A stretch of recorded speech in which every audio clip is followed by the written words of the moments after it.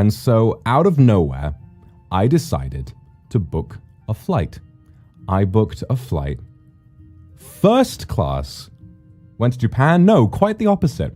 I went to buttfuck nowhere in the middle of America, where there is nothing. I decided to get first class because I've been becoming a little bit of an aviation geek for a while. So I'm going to tell you guys about my new Oshi, right? It is this guy on YouTube called Trek Trendy. Has anybody here ever seen a video from Trek Trendy? His name's Will. He's amazing. I think he's so cute. This British man where he takes these really fancy trips on like first class flights, first class like sleeper trains, first class cruises and all that. And he has this like really great British like TV presenter voice. So the first leg of my flight, I made a connection, right? So I flew, first of all, I flew from London and I flew out to JFK in New York. And this leg of the flight was British Airways. And oh my God, I've never felt more fucking proud to be British, because that was one of the best experiences of my life. I went straight from one of the worst experiences to one of the very best. And let me tell you why. Let me tell you why British Airways first class is so based. The thing about first class is that they take care of you on every single fucking step of your journey. And so I arrived maybe 6 hours early.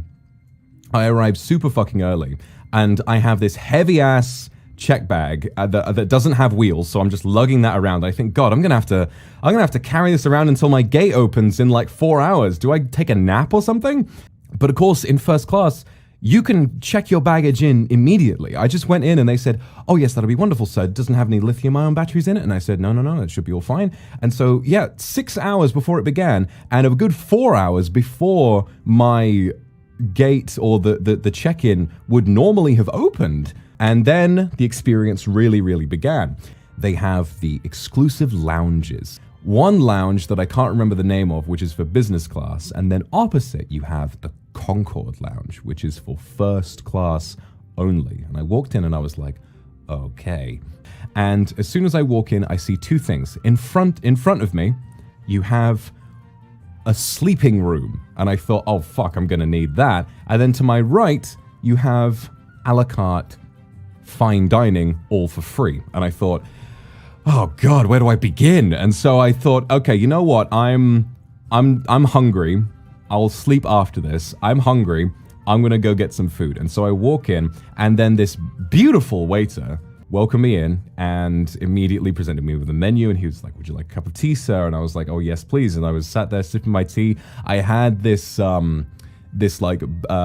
bacon chop. I had this like bacon chop with fried eggs, and it was just really fucking good.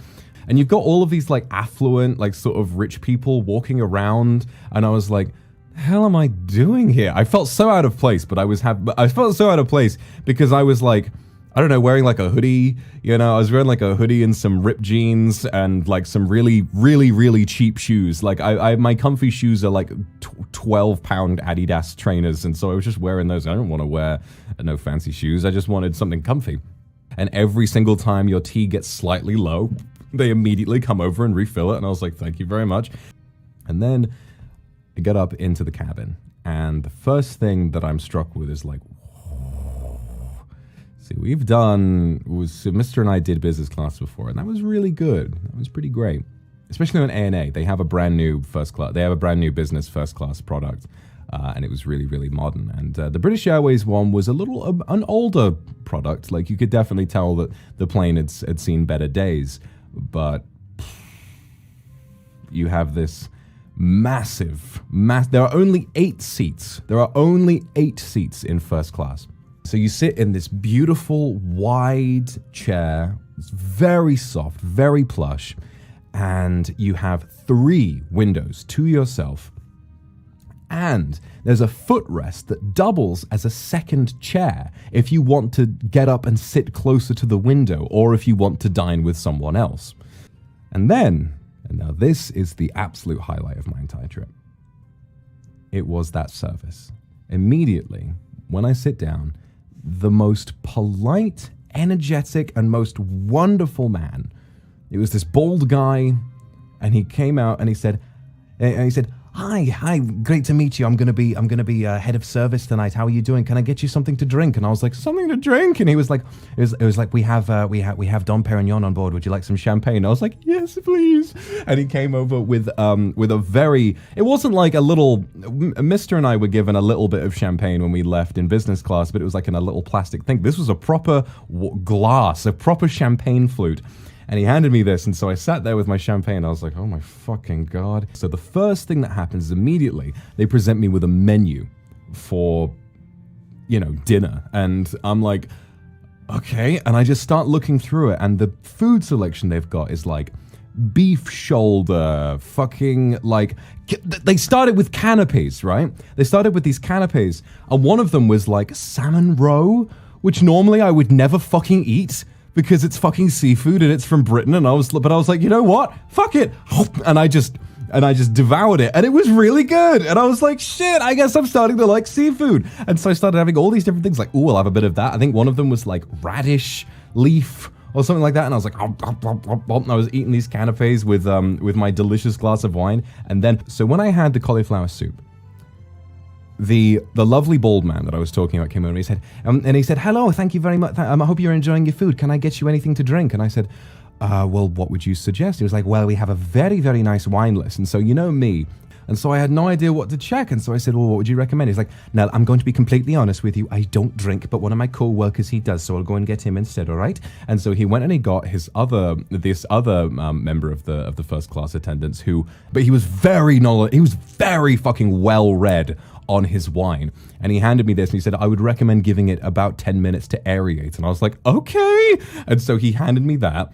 And I just sat there and I sipped it. I had my soup. And then after that, you wouldn't believe it, when I had my ox cheek, the guy came back over and he said, okay, so for this dish, I would really recommend this different wine. And I was like, oh, like I just couldn't believe that I was being treated in such a wonderful way. Who would have thought that spending a load of money on a first class ticket entitles you to a really beautiful experience? And then I had, oh God, what was it? I think I had like ice cream and something else for dessert. And he said, and this is a white dessert wine for this. And I was like, how much fucking wine are you going to put in my body? And he handed me this beautiful white dessert wine, which was so sweet and delicious. And I sipped that and I was like, and I think it was at this point that I started just silently sobbing to myself, because I was like, I can't believe how lucky I am. And I can't believe that I've like come as far as to be able to enjoy such an incredible experience. And I felt thankful to be alive.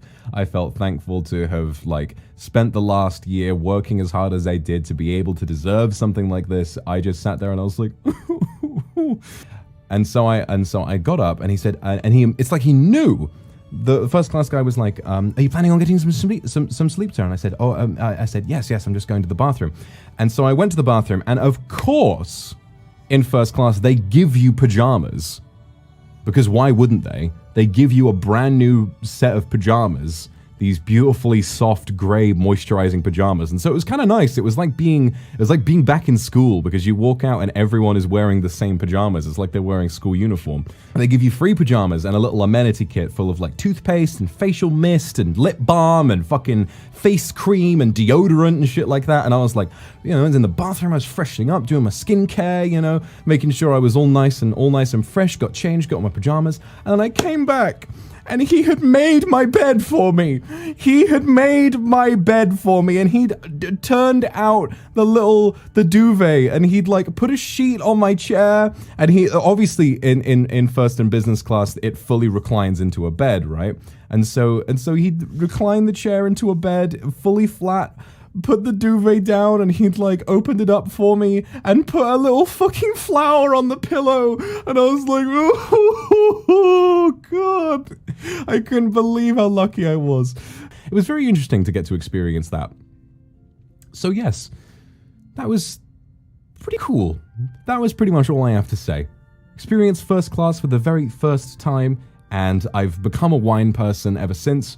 And I'm very excited to see what happens next. If I had a goal in life, I would say I want to work hard enough to the point where I can experience first class on all the major airlines. Was I drunk the whole time? Yes, I was. But that's pretty much the only real story I have to tell from being gone. The rest of it was a complete nightmare. But that part was really, really nice. That part was really nice.